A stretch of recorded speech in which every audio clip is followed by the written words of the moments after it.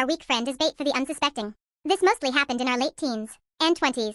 We had a good group of friends with similar interests. Some I'd personally match interests with 80%, others 20%. But we accepted that we weren't into each other's things all of the time, so the group would splinter on certain things, and that's fine. This is except bullying. We all hated bullies. We were all bullied. Some when younger and it eventually stopped with growth spurts. Some later when they would come out as gay or bisexual.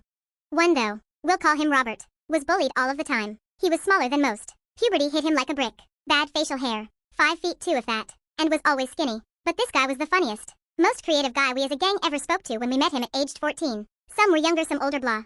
It took Robert a while to realize when we laughed we weren't laughing at him, but with him. He wasn't the butt of our jokes, but he was often the butt of his own. While endearing at first became worrying when we were all late teens. He exploded into an amazing personality which we all adored, and he eventually opened up to us about a local bully making his life hell. This didn't sit well with us as a gang. We delved deeper into what was happening. I remember the afternoon well. This funny, intelligent guy we called our friend breaking down in front of us.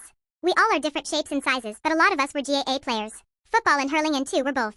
We organized a honey trap for Robert and this group of stoner bullies. Robert, with years of trust built up in us, and we now know why it took so long, would strand himself in a part of town his bullies frequent. We would be following not far behind. It took a few attempts, but the bullies eventually took the bait and saw Robert alone. It started off as chats and abuse, but one grabbed for his bag looking for something to steal. We were ready to go. The gang of us walked casually, closer and closer, and snuck up on the unsuspecting pricks and literally hung them out to dry with some physical altercation, but little on their side. They were told in no uncertain terms to leave Robert alone. He wasn't defenseless.